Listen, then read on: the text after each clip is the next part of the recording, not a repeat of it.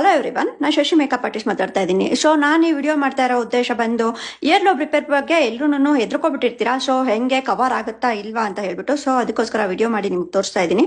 So here lobe ಮಾಡಿ minimum ಒಂದು 15 days ಆಗಿದೆ. ಅದಿನ್ನೂ ಒಂದೇ ಒಂದು ಹೋಲ್ ಇದೆ, ಆಲ್ಮೋಸ್ಟ್ ಇನ್ನೊಂಚೂರು ಕವರ್ ಆಗಬೇಕು. ಸೊ ಇನ್ನು 1 ವೀಕ್ ಒಳಗಡೆ ಆ ಗಾಯ ಕರೆ ಏನೇನಿರುತ್ತೆ ಎಲ್ಲ ಕೂಡ ಕ್ಲಿಯರ್ ಆಗಿ ನೀಟಾಗಿ ಇಯರ್ ಲೋಬ್ ಮುಂಚೆ ಕಿವಿ ಹೇಗಿರುತ್ತೆ ಅದೇ ಥರ ಕ್ಲಿಯರ್ ಆಗುತ್ತೆ.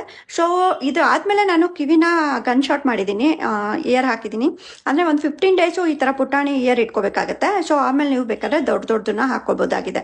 ಸೊ ನಿಮಗೂ ಯಾರಿಗಾದ್ರೂ ಈ ಥರ ಇಯರ್ ಲೋಬ್ ರಿಪೇರ್ ಬೇಕು ಅನ್ನೋಂಗಿದ್ರೆ ಪ್ಲೀಸ್ ಕಾಂಟ್ಯಾಕ್ಟ್ ಮಾಡಿ Shashi makeup artist. Thank you.